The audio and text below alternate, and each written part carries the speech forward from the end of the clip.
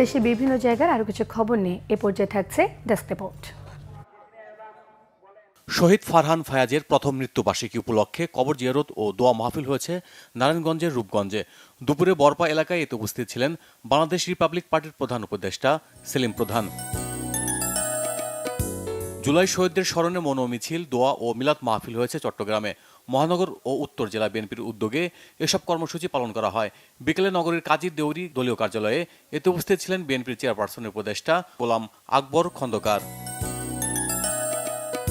শহীদদের স্মরণে শোক মিছিল ও দোয়া মাহফিল হয়েছে বগুড়ায়। দোয়া মাহফিলে উপস্থিত ছিলেন বিএনপির চেয়ারপারসনের উপদেষ্টা হেলালুজ্জামান তালুকদার লালু। বিএনপির দোয়া ও মৌন মিছিল হয়েছে গাইবান্ধায়।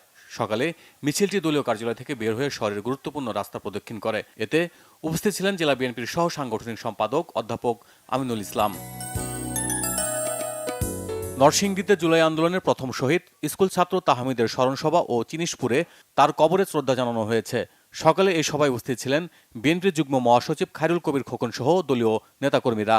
এদিকে বিএনপির ভারপ্রাপ্ত চেয়ারম্যান তারেক রহমানকে নিয়ে কটূক্তির প্রতিবাদে বিক্ষোভ হয়েছে নরসিংদীর মনোহরদীতে।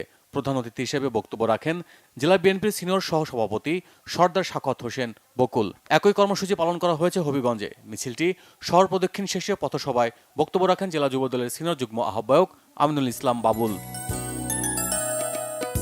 ইউনিয়ন বিএনপির কমিটি গঠন উপলক্ষে সম্মেলন হয়েছে সাতক্ষীরার তালায়।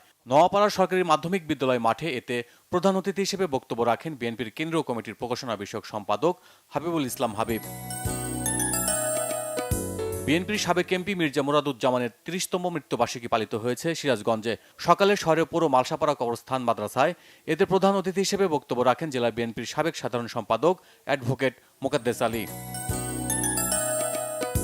খাগড়াছড়িতে ত্রিপুরা সম্প্রদায়ের এক কিশোরীকে গণধর্ষণের ঘটনা ইস্যু করে অপতৎপরতা চালাচ্ছে বলে অভিযোগ করেছেন ত্রিপুরা সম্প্রদায়ের ৬টি সংগঠন।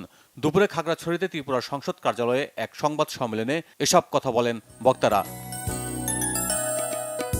কিশোরগঞ্জের হয়বত নগর এ ইউ কামিল মাদ্রাসার বার্ষিক পুরস্কার বিতরণী হয়েছে। উপস্থিত ছিলেন জেলা প্রশাসক ও মাদ্রাসার গভর্নিং বডির সভাপতি Fauzia Khan. Bangla vision news desk.